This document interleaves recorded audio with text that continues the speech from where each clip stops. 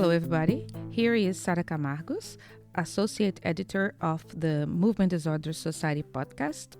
We are here in Philadelphia at the MDS Conference, and today I have a pleasure to have Professor Michael Zech with me. Professor Michael is a professor at Technical University of Munich, and yesterday he had an outstanding lecture on basic science and translational session explaining how gene discovery can lead to understanding of molecular pathways. Mike, could you please tell us a little bit about this topic? Yeah, thank you, Sarah. Presentation yesterday was about gene discovery in dystonia and insights from these findings into pathophysiology of dystonia and the translation to improve patient care and treatment. It started with the discovery of dystonia genes in the 1990s, and sort of one of the first dystonia-causing gene that was identified was GCH1, causing Doppler responsive dystonia, and then Tosin1A and THAP1 genes were discovered in the following years. And then, importantly, around 2010, we observed the broader introduction of next-generation sequencing technologies, which then led to the identification of a really accumulating number of genes in which variants can cause dystonic symptoms, isolated dystonia or combined dystonia, or more complex conditions with dystonia as a prominent feature. So what we observed in recent years was that analysis of patients with dystonia by exome sequencing mainly, so one of the main next-generation sequencing analysis techniques led to an increasing number of different genes in different populations. And so there were nice studies from different parts of the world, from Europe, also from other countries, from India, from Australia, from Asian countries, from North America. And one conclusion is that in different populations you find overlapping genes, but you always find also different genes, and within populations, when you increase sample sizes, you always observe new dystonia-implicated genes. So what we concluded, or what I highlighted yesterday in the talk, is that when the sample sizes increase for patients that are sequenced, the number of dystonia-causing genes is also increasing, and this seems to increase, at least at the moment, quite linearly. So when you sequenced around 500 patients, you may find 70 different genes, and when you sequence around 2,000 patients, you can find more than 200 genes, especially in patients with complex dystonic conditions. So not isolated, it's more or less not really static, but less pronounced. But for complex dystonic conditions, it's a steady increase in dystonia-causing genes. And so the question is, what can we learn from these gene discoveries, and what can we do to translate the insights into better understanding of pathophysiology and patient care? So one important point is to have a look at these genes which were identified. You have to catalog them, and then you have to understand what they are doing. And there are different overarching themes in dystonia pathogenesis. For example, one theme is whether it is developmental in origin or it's degenerative in origin. And many lines of evidence argue that it's developmental because there's some neurodegeneration on MRI in many patients with dystonia, and the phenotype is not always rapidly progressive, so it's often static. So there seems to be something in the developing brain what is deficient. So first, what I presented yesterday was that groups, or also our group, tried to see how many of the genes that were found are related to neurodevelopment, and we observed that around 70% of the genes in a large cohort, for example, or the one that we analyzed, were related to developmental disorder, related phenotypes, or were neurodevelopmental genes. And this indicates that developmental mechanisms play an important role. And the next question is then, on the cellular level, what kind of pathways may be involved? And here you also can try to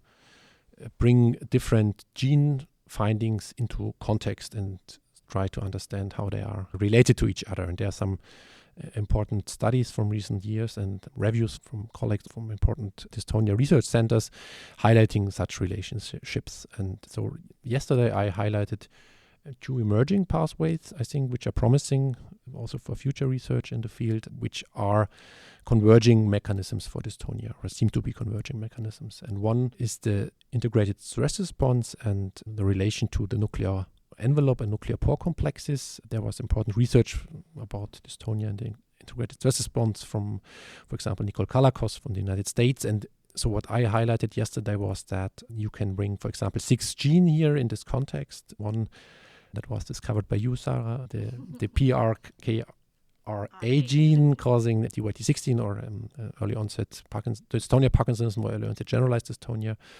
And so this may be one starting point of this cascade. So it is a kinase involved in stress response. And upon cellular stresses, this kinase is activated, and then it activates the integrated stress response pathway, which consists of other kinases and effector molecules, for example, the EIF2AK2 gene, which is also involved in a monogenic form of dystonia. And then the stress response acts on other subgroups of molecules in the cell, for example, translation and transcriptional control, which is then again a link to other monogenic forms of dystonia, such as SUB1 related dystonia, which is a transcription factor.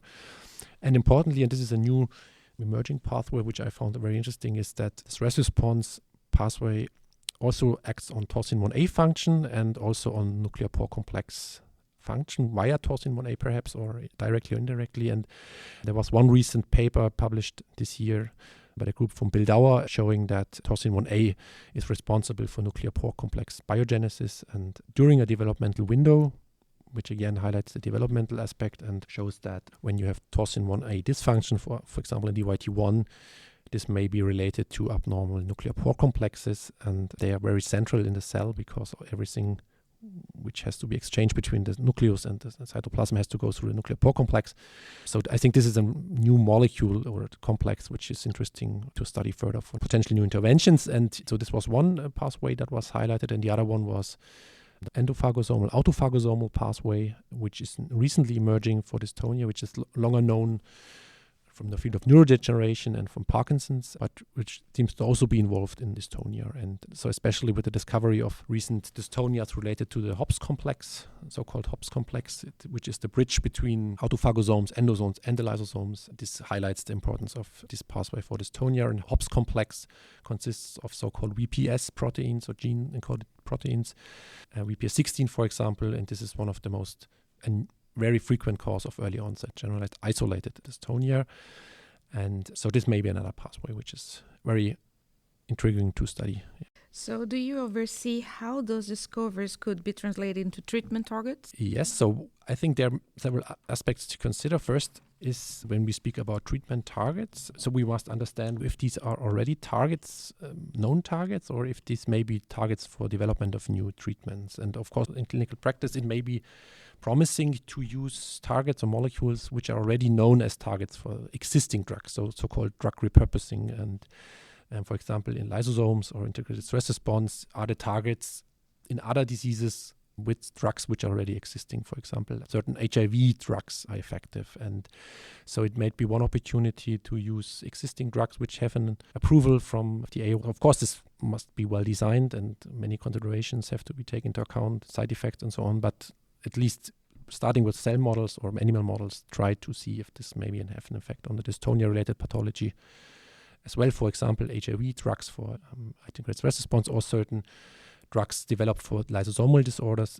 There's a large group called lysosomal storage disorders where you have treatments available like substrate reducing agents or autophagy enhancing agents, so which modulate the pathway in the context of lysosomal storage disorders, which may also be promising then to translate for dystonia-related lysosomal dysfunction.